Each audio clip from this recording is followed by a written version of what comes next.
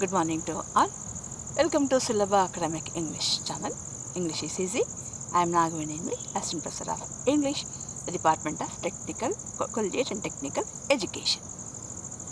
In today's class, I am going to explain the poem You Start Dying Slowly, written by Pablo Neruda. His period is between 1904 and 1903. This poem has been prescribed by the University of Mysore to the first year BA, BSc, second semester, 2020-21 CBCS course. Pablo Neruda is a Chilean poet, Chile ದೇಶದ ಕವಿಯವರು, a politician, ರಾಜಕಾರಣಿ, and a Nobel laureate. ಅವರಿಗೆ ಸಾಹಿತ್ಯಕ್ಕಾಗಿ Nobel ಪ್ರಶಸ್ತಿ ಕೂಡ ದೊರಕಿದೆ.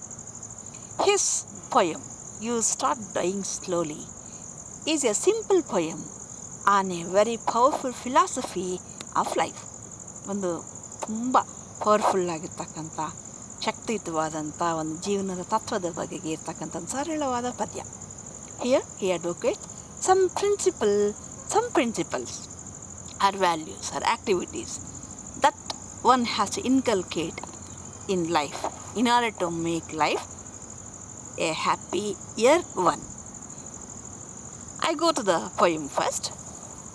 You start dying slowly, Pablo Neruda.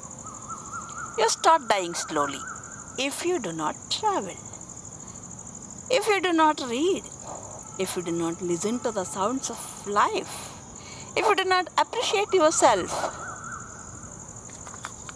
You start dying slowly when you kill your self-esteem, when you do not let others help you. You start dying slowly if you become a slave of your habits, walking every day on the same paths, if you do not change your routine, if you do not wear different colors, or you do not speak to those you don't know. You start dying slowly if you avoid to feel passion and their turbulent emotions, those which make your eyes glisten and your heart beat fast.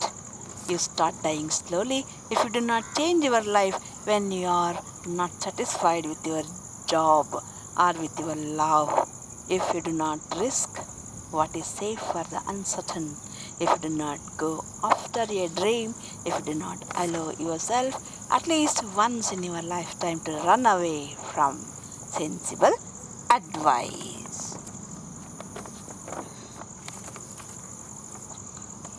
You start dying slowly. The poet says, ಸಾವಿನ ಬಗ್ಗೆ ಹೇಳ್ತಾರೆ. We are all now acquainted with the death ಅಲ್ವಾ? ಸುತ್ತಮುತ್ತ ಎಲ್ಲ ಈ corona lockdown ಅವಧಿಯಲ್ಲಿ ಕಳೆದ 1 ವರ್ಷದಿಂದ ಸಾವಿನ ಪರಿಚಯ ನಾವು ನೋಡಿದ್ದೀವಿ. ಎಷ್ಟು ಮನುಷ್ಯನ ಜೀವನ ಎಷ್ಟು ಟ್ರಾನ್ಸಿಯೆಂಟ್ ಅಂದರೆ ನಶ್ವರ ಅಂತ. ಎಷ್ಟು ನಶ್ವರ ನಮ್ಮ ಜೀವನ ಅನ್ನೋದು ಗೊತ್ತಾಗಿದೆ, ಎಲ್ಲರಿಗೂ ಗೊತ್ತಾಗಿದೆ, ಅರ್ಥ ಆಗಿದೆ, ಚಿಕ್ಕವರು ದೊಡ್ಡವರು ಎಲ್ಲರಿಗೂ. There are 2 types of death. Death in life, life in death ಅಂತ. ಅಂದರೆ ಬದುಕಿದ್ದು ಸತ್ತಾಗಿರೋದು, ಅರ್ಥವಿಲ್ಲದ ಬದುಕು, ಯಾರಿಗೂ ಪ್ರಯೋಜನ ಇಲ್ಲ, ಬರೀ ಸ್ವಾರ್ಥಿಗಳಾಗಿ ಬದುಕೋದು, ತೊಂದರೆ ಕೊಟ್ಕೊಂಡು, ಬೇರೆಯವರಿಗೆ ಹಿಂಸೆ ಕೊಟ್ಕೊಂಡು, ಅವರು ಕೂಡ ಸಂತೋಷವಾಗಿ ನೆಮ್ಮದಿ ಇಲ್ಲದೆ ಬದುಕೋದು. ಡೆತ್ ಇನ್ ಲೈಫ್ ಅಂದರೆ ಅರ್ಥಹೀನ, ಅಂದರೆ ಯಾವುದೇ ರೀತಿಯಲ್ಲೂ ಅವರ ಜೀವನಕ್ಕೆ ಅರ್ಥ ಇಲ್ಲದೆ ಬದುಕೋದು. ಡೆತ್ ಇನ್ ಲೈಫ್, ಬದುಕಿದ್ದು ಸತ್ತಾಗಿ ಅಂತಾರೆ ಕನ್ನಡದಲ್ಲಿ, ಕನ್ನಡ ಸಾಹಿತ್ಯನ ಓದಿ. ಲೈಫ್ ಇನ್ ಡೆತ್ ಅಂದರೆ ಸತ್ತು ಬದುಕೋದು. ಲೈಫ್ ಇನ್ ಡೆತ್, ಸತ್ತಾಗಿದ್ದಾರೆ but they are alive. The greatest personalities of the world, Swami Vivekananda, Sri Ramakrishna ಪರಮಹಂಸರು, ಶಾರದಾ ಮಾತೆ, ಶ್ರೀ ಕುವೆಂಪು ಅವರು. ಒಂದು ಸಣ್ಣ ನಮಗೆ ಎಲ್ರಿಗೂ ಪರಿಚಯ ಇರುವ ಕೆಲವು ಉದಾಹರಣೆಗಳನ್ನ ಕೊಟ್ಟು, ಸಣ್ಣ ಅಲ್ಲ, ಕೆಲವು ವ್ಯಕ್ತಿತ್ವಗಳ ಉದಾಹರಣೆ. ಮಹಾತ್ಮ ಗಾಂಧೀಜಿ, ಡಾಕ್ಟರ್ BR ಅಂಬೇಡ್ಕರ್ ಅವರು, ಇವ್ರನ್ನೆಲ್ಲ ನೋಡಿ, ಅವರೆಲ್ಲ ದೇ ಆರ್ ನಾಟ್ ಅಲೈವ್. ಅವರು ದೈಹಿಕವಾಗಿ ಬದುಕಿಲ್ಲ, ಆದರೆ ಅವರಿಲ್ಲದೆ ಗೌತಮ ಬುದ್ಧ, ಬಸವಣ್ಣ ಎಲ್ಲ ಹೇಳ್ತೀವಿ, ಅವರಿಲ್ಲ.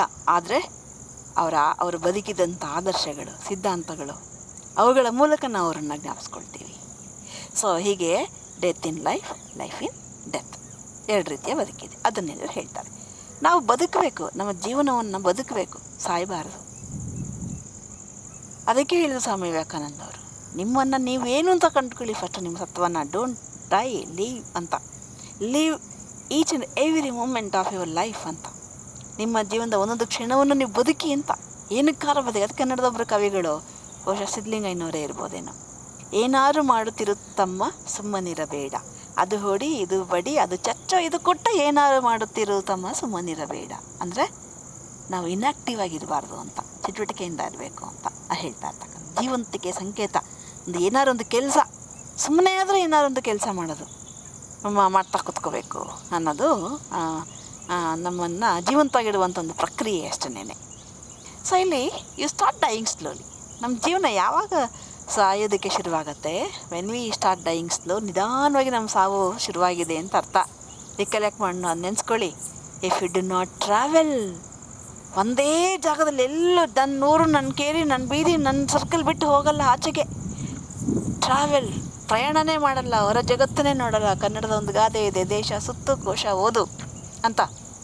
If you do not travel, ಹೊರಗಡೆಯ ಸ್ಥಳಗಳಿಗೆ ಹೋಗಬೇಕು. ಅಲ್ಲಿನ ಜನಜೀವನ, ಪರಿಸರ, ಭೌಗೋಳಿಕತೆ ಹೇಗಿದೆ, ಆ ಭೌಗೋಳಿಕತೆಗೆ ತಕ್ಕಂತೆ ಅಲ್ಲಿನ ಬದುಕು ಹೇಗೆ ಹೊಂದಾಣಿಕೆಯಿಂದ ಇದೆ, ಅಲ್ಲಿಂದ ನಾವೇನು ತರ್ಬೋದು, ನಮ್ಮಿಂದ ಅವರಿಗೇನು ಕೊಡ್ಬೋದು. ಸೊ ಅದೆಲ್ಲ ತಿಳ್ಕೊಬೇಕಂದ್ರೆ ಟ್ರಾವೆಲ್, ದೇಶ ಸುತ್ತಬೇಕು. ಜ್ಞಾನಕ್ಕೆ ಎರಡು ಮಾರ್ಗ, ಒಂದು ದೇಶ ಸುತ್ತೋದು, ಇನ್ನೊಂದು ಕೋಶ ಓದೋದು. If you do not read, ಎರಡು ಹೇಳ್ತಾರೆ ಇಲ್ಲಿ ನೋಡಿ. If you do not listen to the sounds of life, ಜೀವನದಲ್ಲಿ ಎಷ್ಟೋ ಸೌಂಡ್ಗಳಿದ್ದಾವೆ, ಮ್ಯೂಸಿಕ್ ಇದೆ. ಸೌಂಡ್ಸ್ ಆಫ್ ಲೈಫ್ ಅಂದರೆ ಗಾಳಿ, ಇವುಗಳ ಒಂದು ನೋಡಿ, ಇಲ್ಲಿ ಗಾಳಿಯ ಒಂದು ಚಲನವಲನ ಇದೆ, ಅದರ ಶಬ್ದ ಕೇಳುತ್ತೆ, ಮಳೆಯ ಶಬ್ದ, ಭೂಮಿಯ ವಾಸನೆ, ಹಕ್ಕಿಗಳ ಒಂದು ಶಬ್ದ. If you do not listen to the sounds of life, if you do not appreciate yourself, ನಮ್ಮನ್ನು ನಾವು ಅಪ್ರಿಷಿಯೇಟ್ ಮಾಡಬೇಕು. ಅದನ್ನು ಎಂತ ಕರಿತೀವಿ? ಸೆಲ್ಫ್ ಅಪ್ರಿಷಿಯೇಷನ್ ಅಂತ ಕರಿತೀವಿ.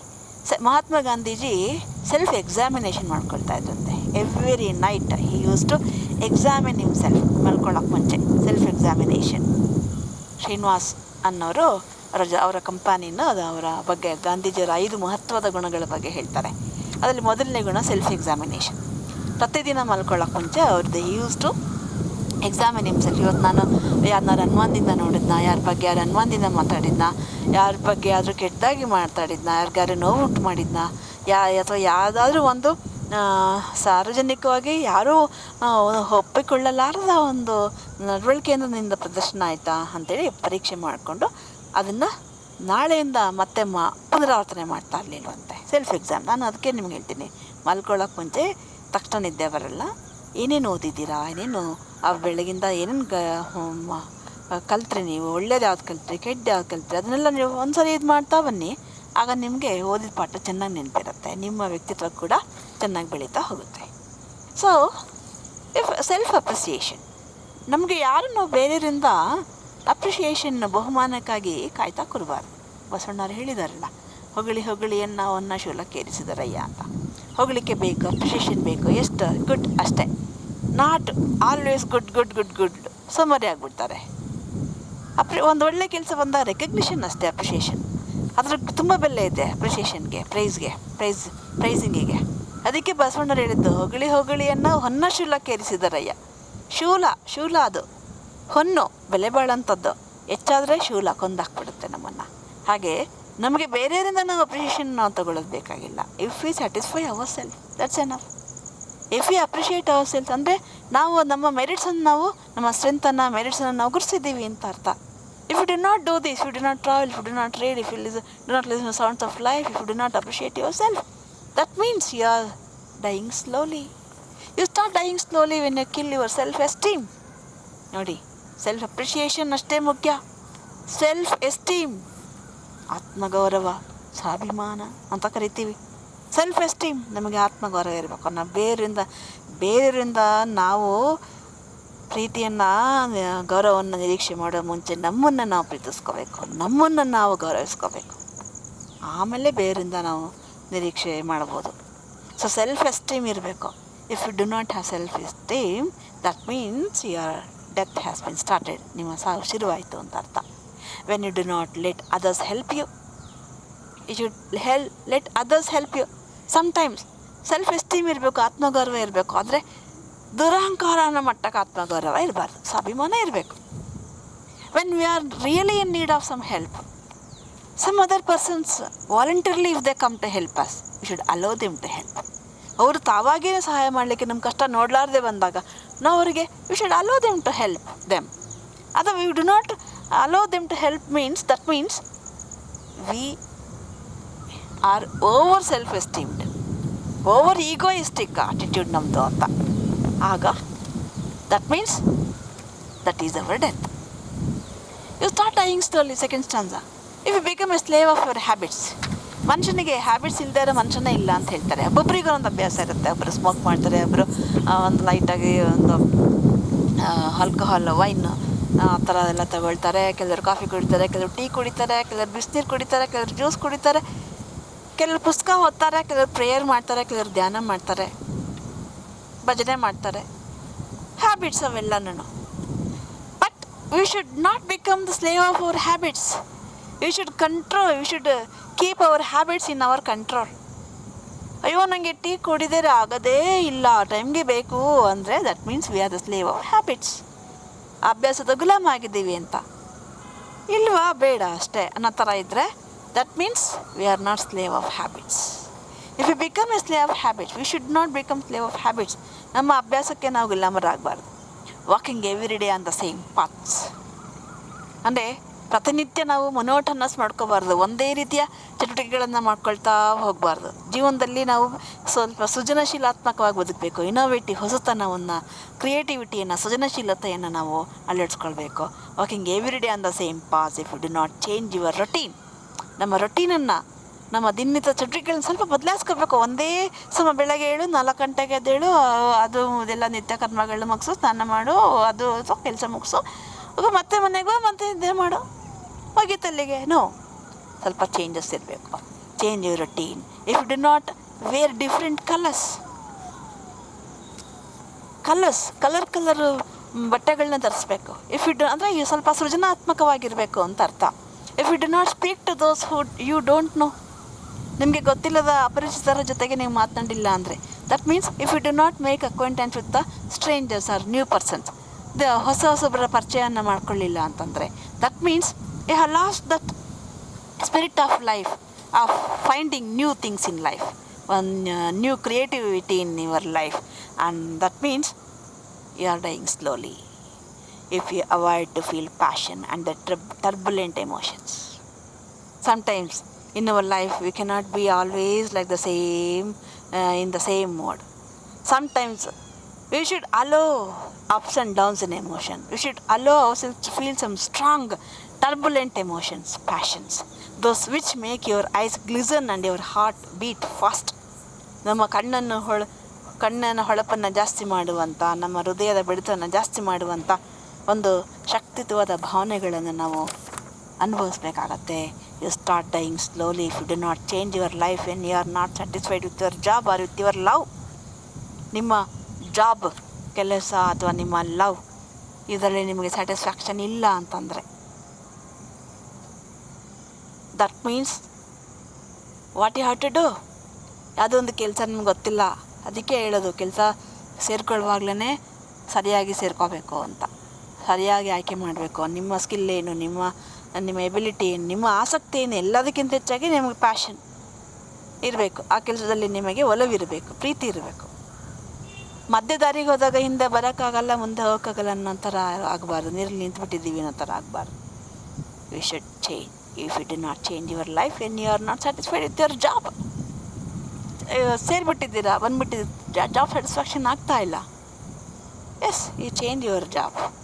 ಆರ್ ವಿತ್ ಯುವರ್ ಲವ್ ಮಾಡಿದ್ದೀರಾ, ಸಾಯೋವರೆಗೂ ಅಲ್ಲಿ ಹೊಂದಾಣಿಕೆ ಬರ್ತಿಲ್ಲ, ಗೊತ್ತಾಗಲಿಲ್ಲ, ಯಾವುದೋ ಒಂದು ಯೌವನದ ಹೊಳೆಯಲ್ಲಿ ಈಜಾಟ ಆಡಿದ್ದಾರೆ, ಬಾಳೆಲ್ಲ ಗೋಳು ಕೊನೆಗೆ ಆಡಿದೆಯಲ್ಲ ಆ ಥರ. ಗೊತ್ತಾಗಲಿಲ್ಲ, ಅವ್ನು ಲವ್ ಮಾಡ್ದೆ, ನಾನು ಲವ್ ಮಾಡಿದೆ, ಅವಳು ಲವ್ ಮಾಡಿದೆ, ನಾನು ಲವ್ ಮಾಡಿದ್ವಿ, ಬೇಜಾರು ಕಳಿಯೋಕ್ಕೆ, ಟೈಮ್ ಪಾಸ್ಗೆ ಅಂತ. ಕೊನೆಗೆ ಮದುವೆ ಆಗಬೇಕಾಯ್ತು ಅನಿವಾರ್ಯವಾಗಿ. So you are not satisfied with your love. What to do? Use just change it ಅಷ್ಟೆ ಇವ್ರು ಹೇಳೋದು. When there is no satisfaction in your love, change it. If you don't, that means change ಮಾಡಿ. ಇಲ್ಲ ನೀನು ಸತ್ತೋಗ್ತಿದ್ಯಾ ಅಂತ ಅರ್ಥ. ನಿನ್ನ ಜೀವನ ಕೊನೆಗೆ ಬೇಗ ಒಂದು 10 ವರ್ಷ ಜಾಸ್ತಿ ಬದುಕೋರು ಒಂದು 20 ವರ್ಷ ಬೇಗ ಸತ್ತೋಗ್ಬಿಡ್ತೀರಾ. If you do not risk what is safe for the uncertain. Sometimes ಯಾವಾಗಲೂ ನಾವು always you want to be in safer zone. ಯಾವ ವಿಚಾರದಲ್ಲಾರು ತಗೊಳ್ಳಿ, ಮದುವೆ ತಗೊಳ್ಳಿ, ಕೆಲಸ ತಗೊಳ್ಳಿ, ವಾಸಸ್ಥಳ ತಗೊಳ್ಳಿ, always you want to be in that safer zone. But he says sometimes if we have to take a risk about what is not safe, what is uncertain, ಯಾವುದು ಅನಿಶ್ಚಿತವೋ ಅದನ್ನು ಅನುಸರಿಸೋಕ್ಕೆ ರೆಡಿ ಇರಬೇಕು. If you are not ready to do something which is uncertain, which is not risky, that means we are dying slowly. ನಮ್ಮ ಸಾವು ಆರಂಭ ಆಗಿದೆ ಅಂತ ಅರ್ಥ. ಯಾವಾಗಲೂ ನಾವು ರಿಸ್ಕಿ ಝೋನಲ್ಲೇ ಇರೋಕ್ಕೆ ಬಯಸಿದ್ರೆ ಅಂತ ಅರ್ಥ. And if you do not go after a dream, ನೀವು ಕನಸು ಕಾಣಲಿಲ್ಲ ಅಂತಂದರೆ, if you do not go after a dream, ಕನಸು ಕಾಣಬೇಕು ಜೀವನದಲ್ಲಿ, ನಿಮ್ಮ ಕನಸನ್ನು ಬೆನ್ನು ಹತ್ತಬೇಕು. ಡಾಕ್ಟರ್ APJ ಅಬ್ದುಲ್ ಕಲಾಂ ಅವರು ತಮ್ಮ ವಿಂಗ್ಸ್ ಆಫ್ ಫೈರಲ್ಲಿ ಹೇಳ್ತಾರೆ, ಥಿಂಕ್ ಹೈ, ಡ್ರೀಮ್ ಹೈ ಅಂತ. ಉನ್ನತವಾಗಿ ಆಲೋಚಿಸಿ, ಉನ್ನತವಾದ ಕನಸು ಕಾಣಿ, dream dream dream dream high ಅಂತ. ರಾತ್ರಿ ಹೊತ್ತು ಬೀಳೋ ಕನಸಲ್ಲ, ನೈಟ್ ಮೇರ್ಸ್ ಅಲ್ಲ, ಅಥವಾ ನಿದ್ದೆ ಮಾಡುವಾಗ ಬೀಳುವಂಥ ಸುಪ್ತಾವಸ್ಥೆಯಲ್ಲಿರ್ತಕ್ಕಂಥ ಕನಸುಗಳಲ್ಲ. ನೀವು ಕಾಣುವಂಥ ಹಗಲುಗನಸು ರೆವೆರಿ ಇದೆಯಲ್ಲ, ರೆವೆರಿ ಹಗಲುಗನಸು, ನಾನು ಒಬ್ರು ಯಾರು ನಿಮ್ಮ ಮುಂದೆ ದೊಡ್ಡ ವ್ಯಕ್ತಿ ಬಂದು ನಿಂತಾಗ ನಾನು ಇವ್ರಾಗ ಆಗಬೇಕು ಅನ್ನುವಂಥ ಆಲೋಚನೆ ಬರುತ್ತಲ್ಲ, ಕನಸು, ಅದು. You have to dream of something high. And ಅಷ್ಟೇ ಅಲ್ಲ, you should go after your dream. ಕನಸನ್ನು ಬೆನ್ನು ಹತ್ತಬೇಕು. And if you do not allow yourself at least once in your lifetime, always we follow the sensible advice of sensible people. ಒಳ್ಳೆಯವರ ವಿಚಾರವಂತರ, ಬುದ್ಧಿವಂತರ ಒಳ್ಳೆಯ ಬುದ್ಧಿಯನ್ನೇ ಕೇಳಿ ಅದರಂತೆ ಜೀವನ ರೂಪಿಸ್ಕೋತೀವಿ. ಅಟ್ಲೀಸ್ಟ್ ಜೀವನದಲ್ಲಿ ಒಂದು ಸರಿ ಆದರೂ we should avoid such sensible advice and we should take our own decision ಅಂತ. ಜೀವನದಲ್ಲಿ ಒಂದು ಸರಿ ಆದರೂ ನಮ್ಮ ಸ್ವಂತ ಬುದ್ಧಿಯ ಮಾತನ್ನು ಕೇಳಿಕೊಂಡು we have to follow our life. Otherwise, it means that we are dying slowly. Pablo Neruda is a Chilean poet and a politician, I have told you. And in the first stanza, the poet speaks of the activities that make our life meaningful. He says, you start dying slowly if you do not travel, if you do not read. Traveling, reading, listening to the sounds of life and self-appreciation make our life meaningful. In the second stanza, he says that we start dying slowly when we lose our self-esteem. We start dying slowly when we nourish ego and do not allow others to help us, when voluntarily offer help when we are in need of help. In the third stanza, he says that our death will begin when we become the slaves of our habits and when our lives become monotonous because of routine habits.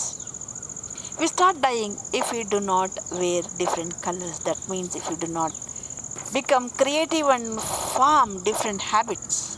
Also we start dying if we do not speak to the strangers. That means if we do not make the new acquaintances and friendships. In the first stanza, he speaks of the necessity of passions and emotions in life.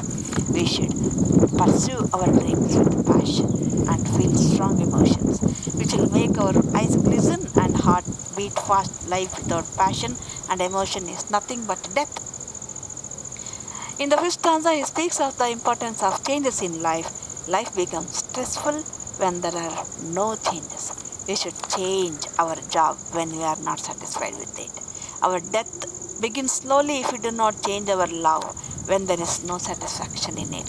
We should be ready to risk what is safe for something which is uncertain. We should be ready for new challenges in life. We should have dreams which make our life meaningful. We should be ready at least once in our life to follow what we think and, I quote and unquote, to run away from sensible advice. Otherwise, we start dying slowly. Thus, the poet lists some values which make our life meaningful. If you have any question or doubt, post in the comment box or to the group. Take care. Bye.